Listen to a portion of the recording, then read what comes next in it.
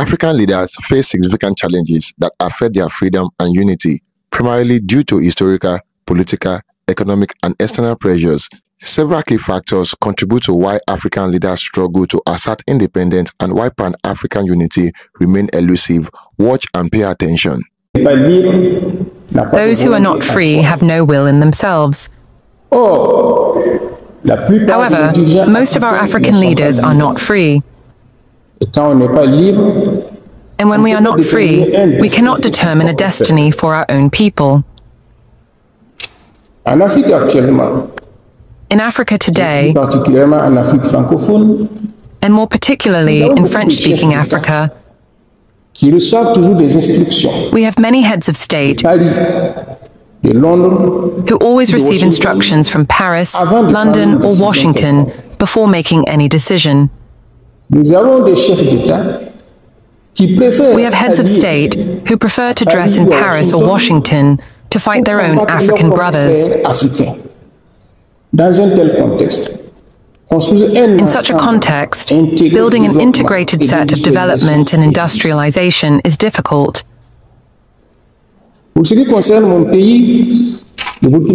As for my country, Burkina Faso, we have noticed that in West Africa, cooperation between states is difficult.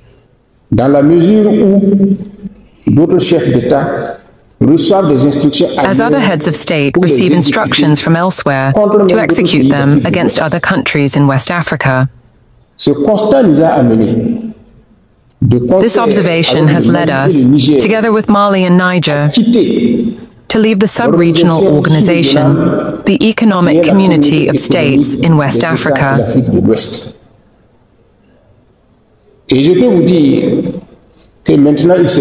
And I can tell you that now something new is happening in Africa. Because the three countries, Mali, Burkina Faso, and Nigeria, formed an alliance on September 16th, 2023. And from July 6th, 2024, formed a confederation of states. And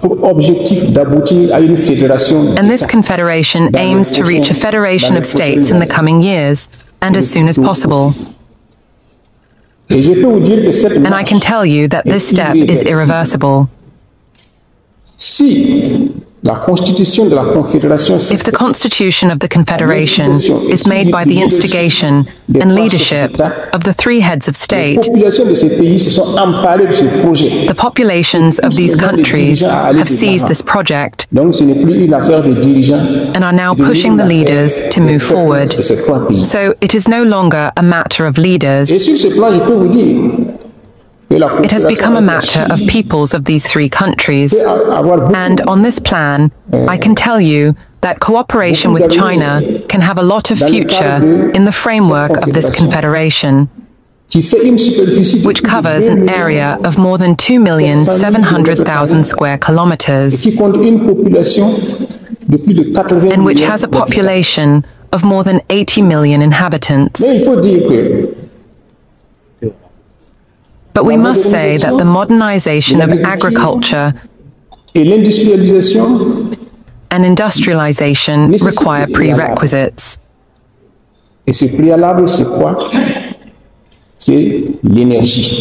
And what are these prerequisites? Energy production, which is the weak link of our countries.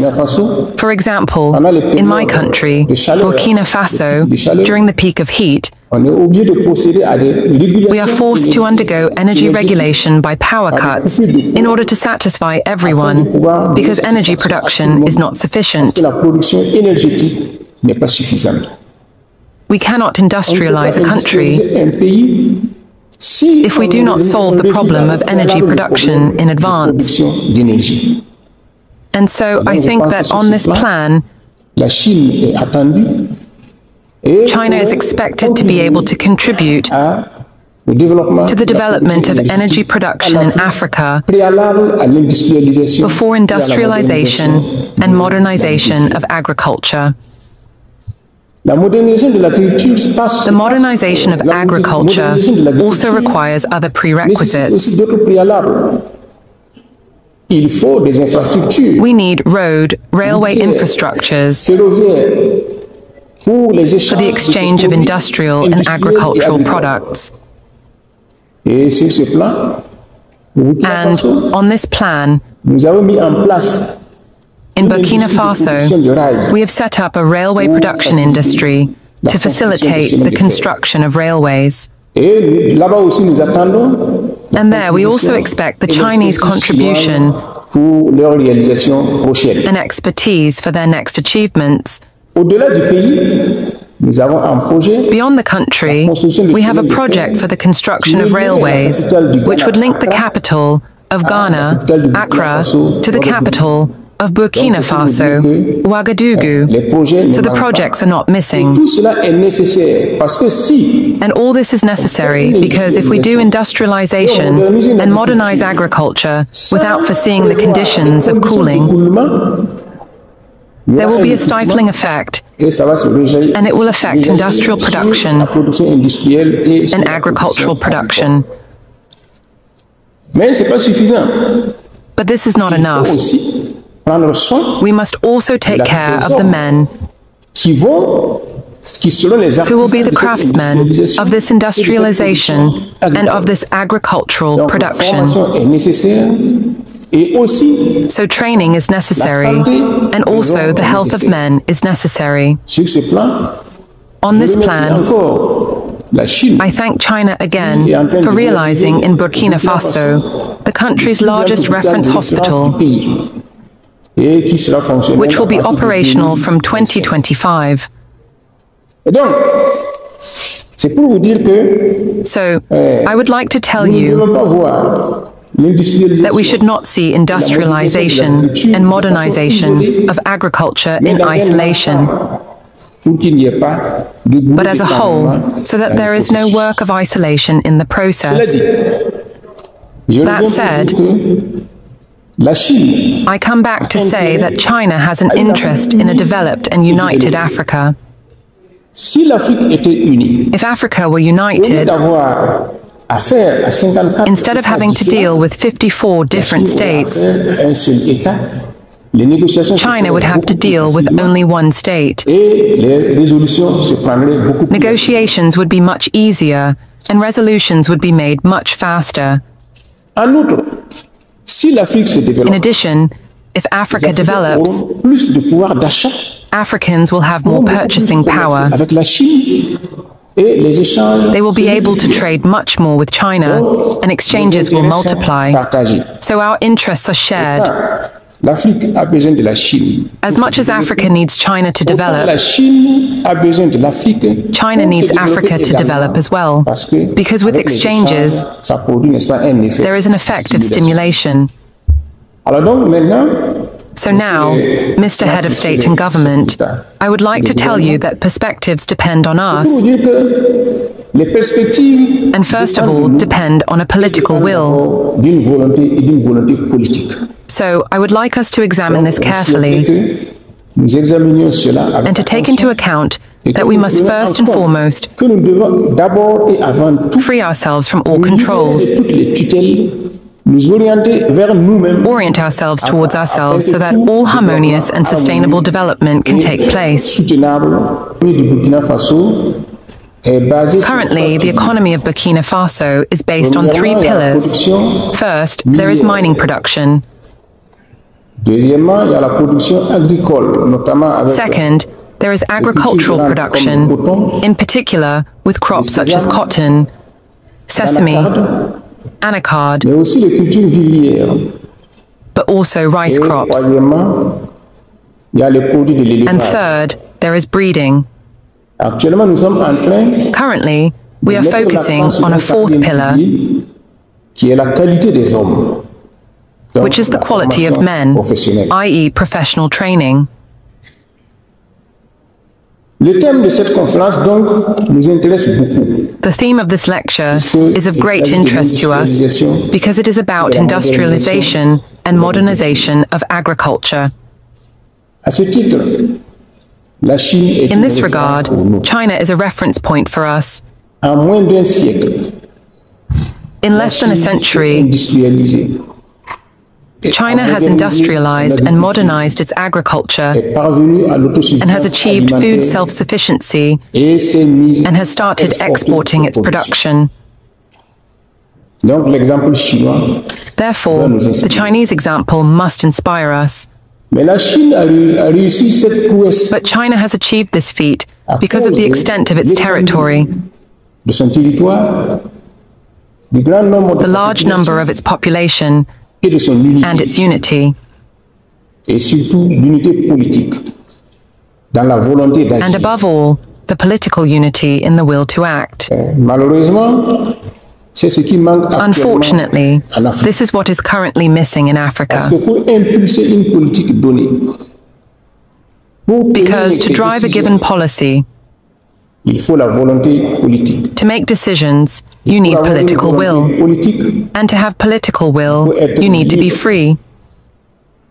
Thank you. Thank you. The borders created by colonial powers in Africa were often arbitrary, grouping together diverse ethnic groups with little in common and dividing others. This has led to internal division, ethnic conflicts, and political instability in many countries. As a result, African leaders often prioritize managing domestic issues rather than seeking broader continental unity.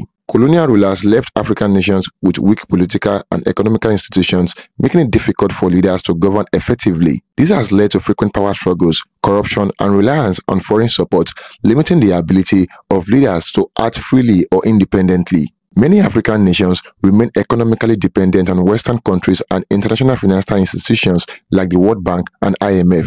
These institutions often impose conditions on loans and aid that limit the policy options of African leaders, forcing them to prioritize economic models that benefit Western economies rather than their own populations. During the Cold War, Western and Eastern power interfered heavily in African politics, supporting leaders who align with their ideology or economic interest. This legacy of external manipulation has continued, with Western and Chinese interests often influencing leadership decisions, preventing true independence. African nations are rich in natural resources, and Western, Chinese, and other foreign powers continue to exploit these resources through unfair trade agreements, corruption, and unequal partnership. This keeps African leaders dependent on foreign investment and weakens their bargaining power on the global stage. Many African countries are divided along ethnic or regional lines, with leaders often representing only certain groups. This creates a challenge for national unity as leaders focus on maintaining their power base rather than working towards continental cooperation. The fear of losing power to a rival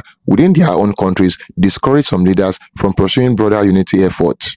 Many African leaders prioritize staying in power over long-term development or unity. Corruption and authoritarianism are common, with leaders more concerned about controlling their own political and economic system rather than engaging in genuine effort for regional or continental unity. African nations have varying levels of economic development and different resources, leading to competing national interests. Some countries like Nigeria or South Africa have more influence and may prioritize their own regional dominance over broader African unity. Smaller or less wealthy nations may struggle to find common ground with more powerful neighbors. Pan-African institutions like the African Union have struggled to achieve meaningful political or economic integration due to a lack of political will among leaders. While many African leaders speak of unity in principle, in practice, they are often reluctant to cede national sovereignty or share power within neighboring countries. Despite numerous initiatives aimed at fostering unity, such as the African Continental Free Trade Area, implementations often falters due to bureaucracy inefficiency, corruption, and the competing interests of individual leaders. Thank you for watching.